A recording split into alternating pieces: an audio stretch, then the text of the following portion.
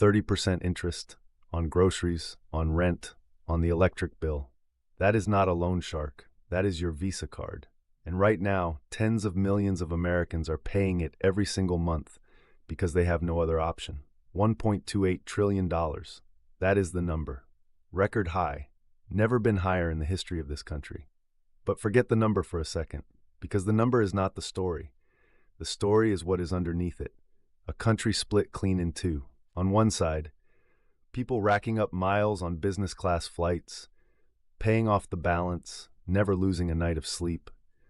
On the other side, people who cannot make rent without a credit card, cannot buy groceries without a credit card, and are now falling behind on that card at rates this country has not seen since the financial crisis. Mississippi, 37% of card balances in distress. Not 7, not 12, 37%. That is not a statistic. That is a collapse happening in slow motion while the national headlines talk about a strong economy. And into all of this, Washington decides now is the time to play politics with a 10% interest rate cap that could cut 47 million people off from credit overnight. The banks say it will be a disaster. Consumer advocates say the banks are lying. Both of them are probably telling part of the truth, and neither of them is talking about the actual problem. I am Marcus. This is Atlas News Report. Let's get into it.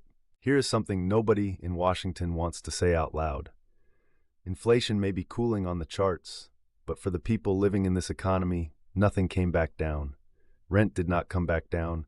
Groceries did not come back down. Insurance did not come back down. Childcare did not come back down. Those prices moved to a new level, and they stayed there, permanently. And the wages at the bottom of the pay scale, they did not keep up. They never do. So the gap between what a working-class household earns and what it costs to actually live in America has been growing quietly for years. And that gap has to go somewhere. It goes on the card. The average rate on a new credit card right now is above 22%. If you pay in full every month, fine. That rate is irrelevant to you. But the moment you carry a balance, that number starts doing damage. The unpaid portion rolls into next month and compounds. And for subprime borrowers, the ones most likely to already be rolling balances forward, 30% is not a warning sign. It is Tuesday.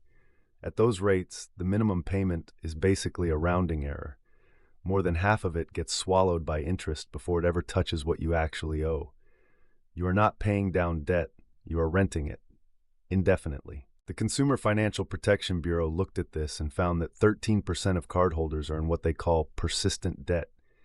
Pay more in interest and fees than you retire in principal, month after month. The hole does not get shallower, it just gets more expensive to stand in, paying loans with loans, indefinitely. And what are they borrowing for? Not holidays, not flat screens. Nearly 3/4 of people carrying revolving balances are doing it to cover fuel, food, and medical bills. The credit card has become the last resort lender for working-class America. The gap that wages, savings, and public programs used to fill is now being filled by Visa and MasterCard, at 22% interest. The San Francisco Fed has a date for when the last of the pandemic savings buffer finally ran out, mid-2024. Since that moment, revolving credit balances have grown every single quarter without exception. The clock is running. The meter is ticking. The balance sheet does not care that you're trying. Record balance figures are also a lagging indicator. They tell you where the debt already is, not where it is going. For that, you track transition rates, the speed at which borrowers slide from current to 30 days late, from 60 to 90 and beyond. Right now, those rates are accelerating in one direction only. More than 7% of credit card balances in this country are now 90 or more days past due. That is the highest reading since 2010. But even that number is a polished version of reality because it averages in the prime borrowers who are fine. In the lowest income zip codes, serious delinquency has gone from roughly 12% in 2022 to over 20.1% today, nearly doubled in 3 years. But then there are the states. Mississippi, almost 37% of all card balances in some stage of delinquency. Louisiana, 32%. Alabama, 30%. Say those numbers again slowly. More than 1 in 3 card balances in Mississippi is in trouble right now. Not in 2008, now. These are Depression-era numbers sitting inside a supposedly functioning economy concentrated in the states that have the least to fall back on. Then student loans walked back into the picture. Repayments resumed in 2024 after the pandemic-era pause. The Biden administration ran a grace period where missed payments were not reported to credit bureaus. During that window, the delinquency rate looked like 0.7%, reassuringly low, almost suspiciously low. Then the protection expired. Bureaus started reporting what was actually happening.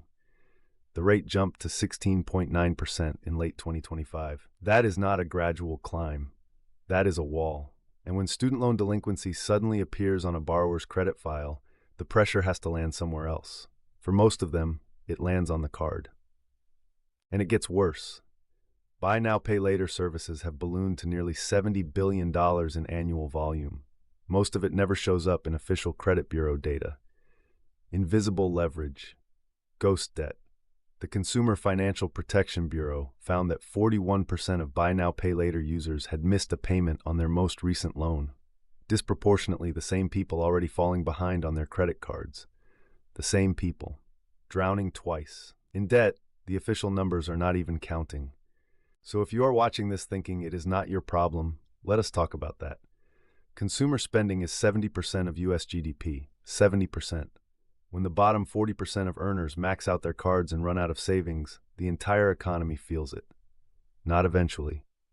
Now, retail sales flatlined through December and into January, holiday season, the period when retailers are supposed to print money. Flat. Visa and MasterCard transaction data shows higher income households still spending freely on travel and restaurants. Mass market spending has collapsed almost entirely into essentials. Brand switching, smaller pack sizes, discretionary items cut out entirely. The trade down is not coming, it is already here. Now trace what happens next. Retailers report soft revenue, margins compress. CFOs tell HR to freeze hiring. Fewer jobs means fewer paychecks circulating in the economy. Fewer paychecks means more households reaching for the credit card to bridge the gap, which means more delinquency, which means banks tighten lending standards, which means less spending. Around and around. This is the feedback loop, and it has already started turning. Dollar General has nearly 20,000 stores in the lowest income communities in America. On its most recent earnings call, the company said core customers are coming in less often and buying less when they do. Target cut its full-year guidance because discretionary sales came in worse than expected. These are not small companies. These are anchors of the American retail economy telling you the same thing from different angles. And then there is the career damage. The American Staffing Association found that 40% of workers say personal debt is directly driving their professional decisions. Staying in jobs they have outgrown, turning down relocation opportunities, avoiding career changes because any disruption to the paycheck is too dangerous. An economy where tens of millions of workers are too indebted to take a chance on something better is an economy quietly losing its ability to grow.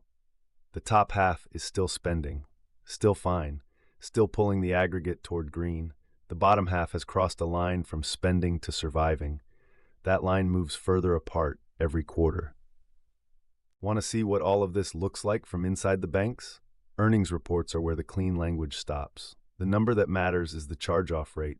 That is the percentage of balances a lender has officially given up on collecting. Not restructured, not deferred, written off entirely, gone. Usually after 6 months of no payment. Capital One, 4.93% charge-off rate in Q4 2025. Discover, 5.3%. Before the pandemic, both of those figures sat around 3 to 3.5%. The distance between those historical norms and where they are now is not noise, it is a trend line. Even JP Morgan's card division came in at 3.14%. Only looks healthy because their customers skew wealthy. American Express posted 2.1%, but that is a different animal entirely. Amex makes its money on transaction fees and annual memberships. They profit when you spend, not when you drown. The rest of the industry is built the other way. The borrowers who cannot pay are the profit center. And right now, those borrowers are defaulting at the highest rate in more than a decade. And that is the backdrop to the policy fight that has everyone in finance watching their screens carefully. Donald Trump floated a 10% cap on credit card interest during the 2024 campaign. Then he repeated it at the World Economic Forum in Davos in January 2026. Lawmakers on both sides picked it up. The logic is simple enough. 30% interest is predatory. Cap it. The banking sector's response was not subtle. The day Trump made those remarks, JP Morgan fell 4%, Bank of America dropped 3.8%, Wells Fargo lost 5%. Short interest across U.S. financial stocks jumped 15% in the following week. The market made its view clear before the ink was dry. Now, are these just overpaid executives protecting their bonus pool? Or is there a real argument here? Let us look at the actual numbers. A bank's cost of funds, what it pays to borrow the money it then lends out, is currently around 3.6%. Add operating costs, fraud losses, and charge-off rates running near 5% for subprime heavy portfolios, and you are nearly at 10% in pure costs before earning a single dollar. A hard ceiling at that level means every subprime account is a guaranteed money loser. But Vanderbilt University ran the numbers from the other direction and found something interesting. Subprime credit card portfolios generate a return on assets of 10.8%. The national bank average is 1.11%. There is an enormous amount of fat between those two figures. Plenty of room to absorb compression before anyone needs to cry poverty. The industry's counter, roughly 4 out of 5 card accounts become unprofitable at a 10% ceiling. Mass closures, slashed limits, millions of people shut out overnight. The White House seems to have heard that. Kevin Hassett, director of the National Economic Council, quietly unveiled an alternative in late January, the Trump Card, a voluntary program where banks offer a 10% product, but only to borrowers with credit scores of 780 or above. Consumer advocates called it immediately a 10% rate card for people who already qualify for the best products on the market, does absolutely nothing for the people drowning in 30% debt. It is an existing product with a presidential sticker on it, marketed as relief, delivering nothing. And while the policy debate drags on, the industry is already engineering its own solution. Capital One's $35.3 billion acquisition of Discover is the largest bank merger in over a decade. The logic: when per-account margins shrink, the only defense is scale. The same credit stress destroying consumers is pushing banks toward concentration. Funny how that works. I wonder who ends up benefiting. Probably not the borrower. So where does this go? 3 paths. Each one lands somewhere different. Path 1. The hard cap passes. Congress legislates 10% on credit card rates for 12 months. Banks execute what they have been promising: mass closures, limit cuts, 47 million Americans locked out of mainstream credit overnight. Spending collapses. But here is the thing: these people do not stop needing credit. They just get pushed somewhere worse.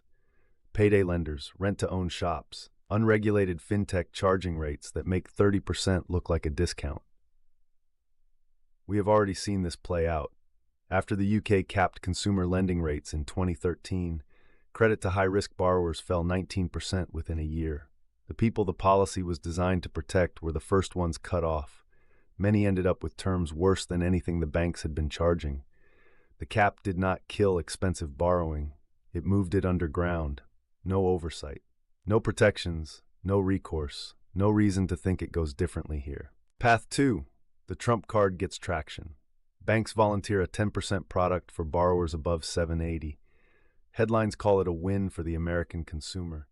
The borrowers actually trapped in the debt spiral see zero change. The gap between cheap credit for the creditworthy and predatory rates for everyone else widens further. Path 3, the most likely outcome. The cap dies in Congress. The banking lobby is very good at its job, but the damage is already partly done.